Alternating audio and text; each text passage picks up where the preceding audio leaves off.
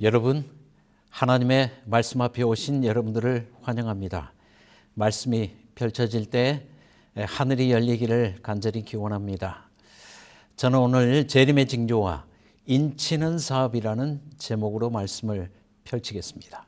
먼저 본문의 말씀 마태복음 24장 3절의 말씀을 제가 읽겠습니다. 예수께서 감람산 위에 앉으셨을 때 제자들이 조용히 와서 이르되 우리에게 이르소서 어느 때에 이런 일이 있겠사오며 또 주의 임하심과 세상 끝에는 무슨 징조가 있사오리이까. 곧바로 29절 이하의 말씀을 또 읽겠습니다. 그날 환난 후에 즉시 해가 어두워지며 달이 빛을 내지 아니하며 별들이 하늘에서 떨어지며 하늘의 권능들이 흔들리리라. 그때의 인자의 징조가 하늘에서 보이겠고 그때의 땅의 모든 족속들이 통곡하며 그들이 인자가 구름을 타고 능력과 큰 영광으로 오는 것을 보리라. 제자들은 예수님에게 질문했습니다. 주의 임하심, 그때에는 무슨 징조가 있겠습니까? 그때 예수님께서 재림의 징조로서 그 유명한 해, 달, 별이 어두워지는 일월성신의 징조를 말씀해 주셨습니다. 그날 환난 후에 즉시 해가 어두워지며 라고 말씀하셨습니다. 도표에서 보시는 것처럼 이 1260년이라는 신약시대의 큰 환난이 1798년 끝나게 될 때 즉시 해가 어두워지며 별과 달들이 더불어 어두워지는 이러한 징조가 있겠다고 말씀하셨습니다. 오늘의 제목처럼 재림의 징조입니다. 그때 인치는 사업에 대해서 저는 함께 살피고자 합니다. 저희는 아시는 것처럼 요한계시록을 차례대로 주석하며 설교하는 이 시리즈에 함께 참여하고 있습니다. 저희는 지난 시간까지 요한계시록의 다섯째 인을 뗄 때의 사건을 살펴보았고 오늘은 여섯째 인을 뗄 때의 재림의 징조를 본격적으로 살피게 될 것입니다. 요한계시록 6장 12절 이하의 말씀을 제가 또 읽도록 하겠습니다. 요한계시록 6장 12절 이하 말씀에 내가 보니 여섯째 인을 떼실 때 큰 지진이 나며 해가 검은 털로 짠 상복같이 검어지고 달은 온통 피같이 되며 하늘의 별들이 무화과나무가 대풍에 흔들려 설익은 열매가 떨어지는 것 같이 땅에 떨어지며 하늘은 두루마리가 말리는 것 같이 떠나가고 각 산과 섬이 제자리에서 옮겨지매. 방금 전 마태복음 24장에서 재림의 징조라고 말씀하셨던 똑같은 징조가 요한계시록 6장에서 예수님께서 하나님 보좌 우편에서 여섯째 인을 떼실 때에 이 땅에서 똑같은 징조가 나타나고 있다는 사실을 우리는 확인할 수 있습니다. 그러므로 우리는 이 도표를 통해서 확인할 수 있는 것처럼 재림의 징조는 적어도 세 군데에서 뚜렷하게 기록되고 있다는 것을 알 수가 있습니다. 도표를 살펴보시면 가장 위쪽에 마태복음 24장에서 그날 환난 후에 즉시 해가 어두워지며 라고 기록하고 있고 그 밑에 요한계시록 6장 12절에서는 여섯째 인을 떼실 때 해가 검은 털로 짠 상복같이 검어지고 같은 내용을 기록하고 있습니다. 오늘은 살피지 않겠지만 요한계시록 8장 12절에도 넷째 천사가 나팔을 불 때에 해 3분의 1과 달 3분의 1, 즉 해달별이 어두워지는 똑같은 사건이 기록되고 있다는 것을 알 수가 있습니다. 그러므로 우리는 이 도표를 통해서 확인할 수 있는 것처럼 재림의 징조는 적어도 사복음서와 요한계시록에 여러 번 똑같은 사건이 기록되고 있다는 사실을 확인할 수 있습니다. 그렇다면 우리는 여기서 질문해 보아야 합니다. 왜 예수님께서 재림의 징조를 해, 달, 별이 어두워지는 것으로 이렇게 세워두셨을까 하는 것입니다. 창세기 1장 14절 이하의 말씀을 제가 또 읽도록 하겠습니다. 하나님이 이르시되 하늘의 궁창에 광명체들이 있어 낮과 밤을 나뉘게 하고 그것들로 징조와 계절과 날과 해를 이루게 하라. 또 광명체들이 하늘의 궁창에 있어 땅을 비추라 하시니 그대로 되니라. 넷째 날 하나님께서 궁창에 해, 달, 별을 창조하셨습니다. 빛을 담는 그릇들을 창조하셨습니다. 왜 하나님께서 이 해, 달, 별을 창조하시면서 이것들로 징조를 이루겠다고 말씀하셨을까요? 하나님께서는 창세기에서부터 재림의 징조가 해, 달, 별이 어두워지는 것이 될 것이라는 것을 암시하고 기록해 주고 있다는 것을 알 수가 있습니다. 결과적으로 우리가 알 수 있는 것처럼 종말, 즉 재림 직전의 지구의 마지막 때는 창조의 역순입니다.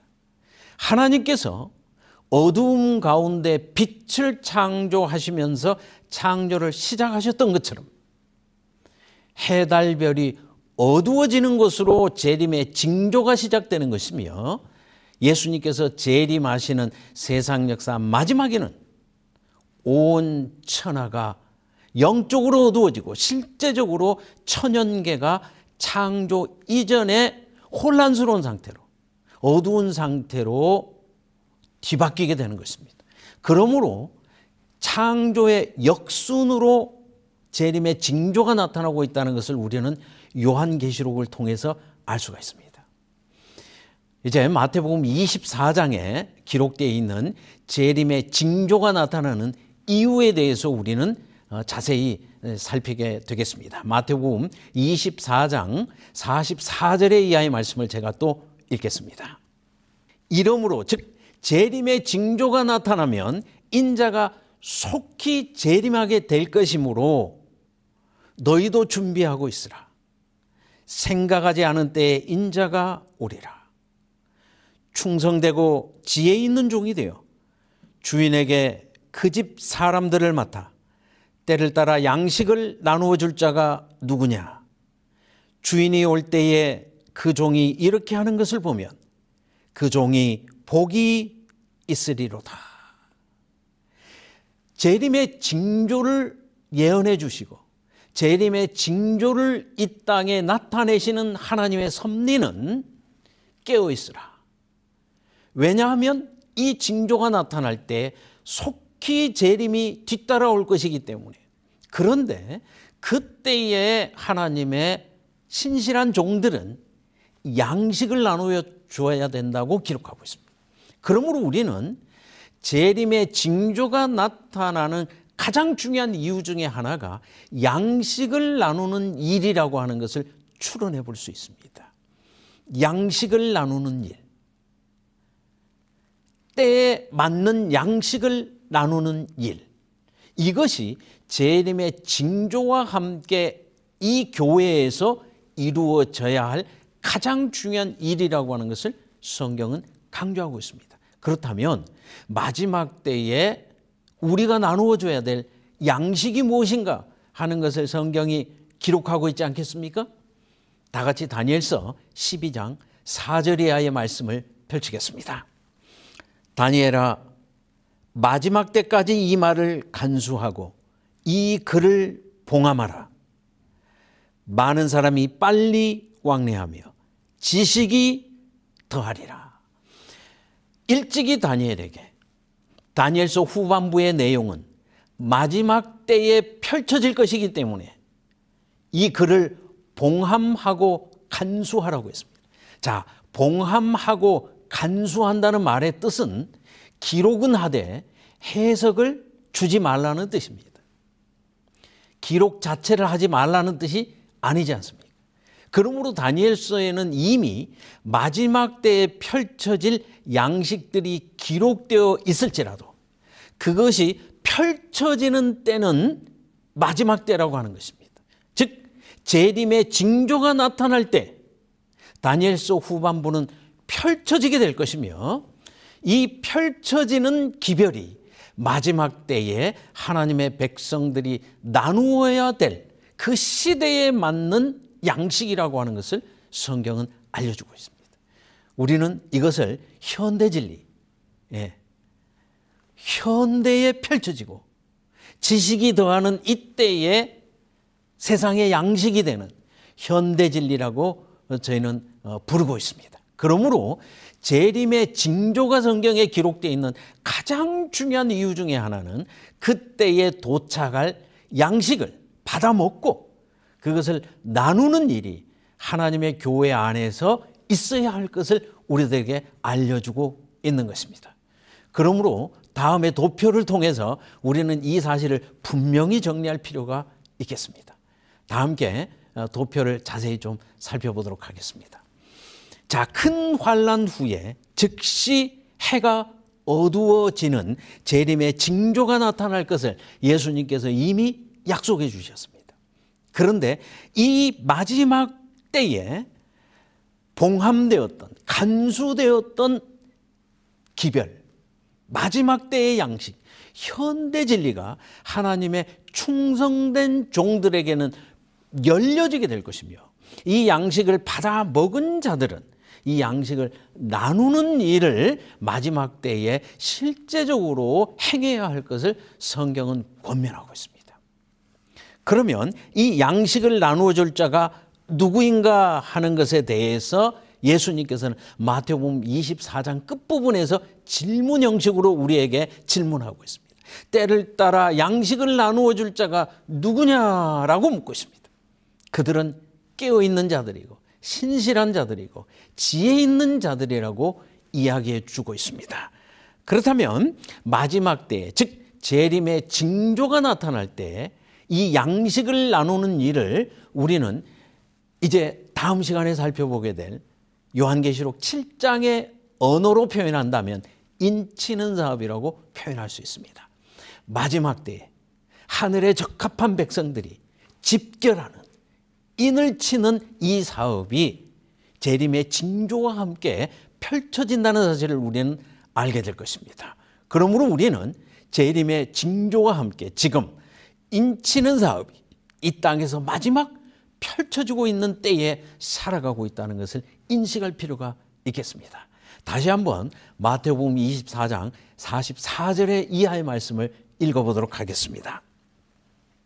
이러므로 너희도 준비하고 있으라. 생각지 않은 때에 인자가 오리라. 충성되고 지혜 있는 종이 되어 주인에게 그 집 사람들을 맡아 때를 따라 양식을 나누어 줄 자가 누구냐. 주인이 올 때에 그 종이 이렇게 하는 것을 보면 그 종이 복이 있으리로다. 여러분, 양식을 받으셨습니까? 양식이 있는 교회에 출석하고 있습니까? 그런가 하면 신실하게 양식을 나누고 있습니까? 자, 재림의 징조가 나타날 때 예수님께서 거듭 강조하는 것은 마지막 때에 양식을 나누는 일입니다. 자, 이 사실을 이제 결과적으로 제가 도식화해 보면 마태복음 24장은 세 부분으로 크게 나타나고 있다는 것을 알 수가 있습니다. 첫 번째 부분은 도표에서 보시는 것처럼 제자들이 예수님에게 물었습니다. 세상 역사 끝에 무슨 일이 있겠습니까? 재림의 징조가 무엇입니까? 라고 물었습니다. 그때 예수님께서 재림의 징조에 대해서 설명해 주셨습니다. 해달별이 어두워지는, 즉 모든 천연계가 창조 이전에 혼동된 상태로, 창조 이전에 어두운 상태로 변화되는 것을 보거든 세상 역사 끝이 가까웠다는 것을 인식하고 그때 너희는 하늘에서 보내지는 이 긴급한 양식을 받아서 온 세상에 증거해야 될 때가 되었다는 것을 깨닫고 깨어 있으라, 이렇게 예수님께서 말씀하고 있는 것을 볼 수가 있습니다. 그러므로 마태복음 24장 마지막 세 번째 부분에서는 양식을 나누어 줄 자가 누구냐 하고 마치고 있습니다. 그러므로 마태복음 24장을 잘 정리해 두시기를 바랍니다. 무슨 징조가 있겠습니까? 예수님께서 일월성신의 징조가 있겠다 말씀하셨습니다. 이 징조가 나타날 때 양식을 나누어줄 자가 누구냐, 이렇게 마태복음 24장은 끝나고 있습니다. 그런가 하면 이제 결과적으로 보시면 마태복음 25장은 이 재림의 징조가 나타날 때 양식을 받고 양식을 나누는 자에 대해서 세 가지 비유로 양식을 나눌 자가 누군지를 설명해 주고 있습니다. 잘 아시는 것처럼 마태복음 25장의 마지막 비유는 양과 염소의 비유인데 이들은 다 양식을 나누어 주고 있습니다. 그러므로 마태복음 25장도 세 부분으로 나뉘어져 있는데요. 마태복음 25장에서는 첫째, 10처녀의 비유가 기록되어 있습니다. 그리고 두 번째에는 달란트의 비유가 기록되어 있습니다. 5달란트, 2달란트, 1달란트 받은 종에 관한 이야기가 기록되어 있습니다. 그런가 하면 마태복음 25장 마지막 세 번째 부분에는 양과 염소의 비유가 기록되어 있습니다. 둘 다 양식을 나누어 주고 있습니다. 예수님께서 양식을 나누어 줄 자가 누구냐라고 묻는 이 질문에 대해서 마태 25장은 해답을 주고 있습니다. 이제 마태 25장에 이 세 가지 비유를 개략적으로 살펴보도록 하겠습니다. 첫 번째 10처녀의 비유는 마태 25장 3절과 4절만 읽어보도록 하겠습니다. 미련한 자들은 등을 가지되 기름을 가지지 아니하고 슬기 있는 자들은 그릇에 기름을 담아 등과 함께 가졌더니 두 부류로 나뉘어지고 있습니다. 지혜 있는 종들은 등과 기름을 함께 가지고 있습니다. 그러나 미련한 5처녀는 등만 가지고 있습니다. 우리가 이 여인들이 교회를 상징하고 있다는 것을 잘 알고 있습니다. 신약의 교회는 십자가의 위대한 빛 가운데서 시작했습니다. 예수님의 제자들이 아주 충만한 가운데서 복음을 땅끝까지 전거했습니다. 교회는 다 십자가의 빛을 받고 출발했습니다. 그럴지라도 큰 환난 가운데서 많은 교회는 더 이상 성령을 통하여 하나님과 교제하는 일을 중단하고 말았습니다. 십자가의 빛은 가지고 있으되 살아서 하나님과 교통하는 기름으로 상징된 성령을 가지지 못했습니다. 그러므로 중세의 교회는 종교개혁의 시절에 빛을 받지 못하고 도태되고 말았습니다. 그들은 과거에 받은 십자가의 빛마저도 사실 다 잃어버리는 안타까운 상황에 머무르고 말았습니다. 그런가 하면 몇몇 교회는 종교개혁을 신실하게 수행했을지라도 마지막까지 하나님께서 주시는 이 마지막 교회에 주시는 이 기별을 받는 일에 실패함으로 다니엘서도 펼치지 못하고 요한계시록도 펼치지 못함으로 그들 또한 기름을 통하여 성령을 가지지 못함으로 현대 진리를 받는 일에 실패하고 말았습니다. 그러나 여러분, 제7일 안식일 예수 재림교회는 마지막 때에 펼쳐지겠다고 하는 이 재림의 징조와 함께 나타나고 있는 다니엘과 요한계시록의 큰 빛을 받은 남은 교회요, 충성스러운 하나님의 신실한 종들로 기록되고 있습니다. 그러므로 여러분, 마태복음 24장의 10처녀의 비유는 재림의 징조가 나타날 때 다니엘 계시록을 통하여 펼쳐지겠다고 하는 하나님의 양식을 누가 받을 수 있느냐 하는 것을 보여주고 있습니다. 일부 교회는 마지막 때의 양식을 받고 있지만 많은 교회는 그 양식을 받지 못함으로 받은 바 빚도 잃어버리게 되는 이 상황을 10처녀의 비유는 보여주고 있습니다. 그런가 하면 달란트의 비유는 마태복음 25장 24절과 25절의 말씀만 읽어보도록 하겠습니다. 한 달란트 받았던 자는 와서 이르되 주인이여 당신은 굳은 사람이라 심지 않은 데서 거두고 해치지 않은 데서 모으는 줄을 내가 알았으므로 두려워하여 나가서 당신의 달란트를 땅에 감추어 두었나이다. 보소서 당신의 것을 가지셨나이다. 열처녀의 비유가 누가 하나님의 양식을 받느냐 하는 것에 관한 비유라면, 달란트의 비유는 모두가 양식을 받았습니다. 어떤 사람은 5달란트를, 어떤 사람은 2달란트를, 어떤 사람은 1달란트를 다 받았습니다. 양식을 받았으나 1달란트 받은 사람은 그 양식을 나누지 못했습니다. 양식은, 하나님의 말씀은 가장 먼저 자신에게 나누는 것입니다. 이 1달란트 받은 사람은 하나님의 진리를 듣고 진리를 깨달았을지라도 그 진리를 자신에게 적용시키지 못했습니다. 자신을 구원하지 못했습니다. 세상에서 자신을 구원할 수 없는 진리는 아무 의미가 없습니다. 자신을 구원할 수 없는 사람은 한 사람도 구원할 수 없습니다.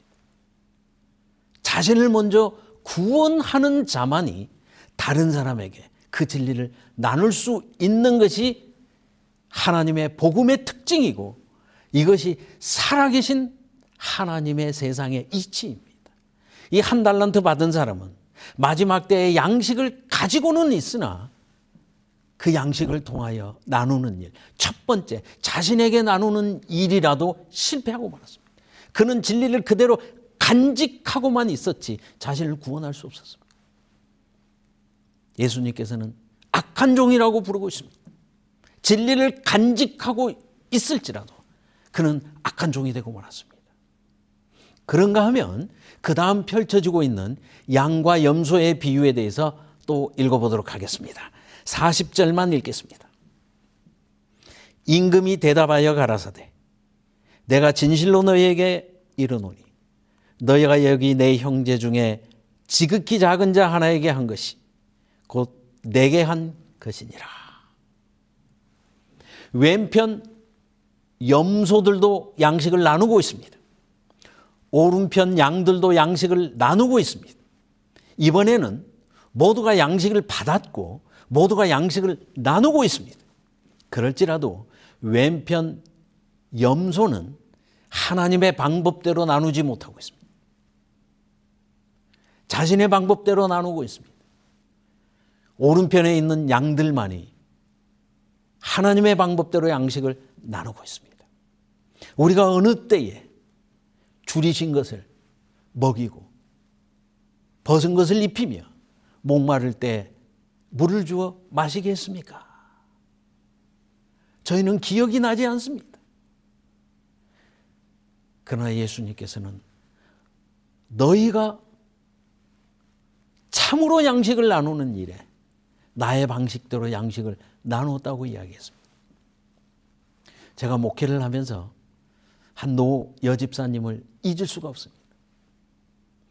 이 여집사님은 얼굴만 봐도 하늘을 느낄 수 있는 그런 분이었습니다. 조용히 교회를 출입하시면서 겉으로 드러나지도 않고 크게 표시나지 않는 아주 말쑥하고 조용한 모습으로 항상 있어야 할 곳에 있는 그런 분이셨습니다. 그런데 이분이 이제 연만하셔서 이제 기력이 점점 쇠해지셨습니다. 어느 날 저에게 이런 말씀을 하셨습니다. 목사님, 저는 평생에 한 일이 별로 없습니다.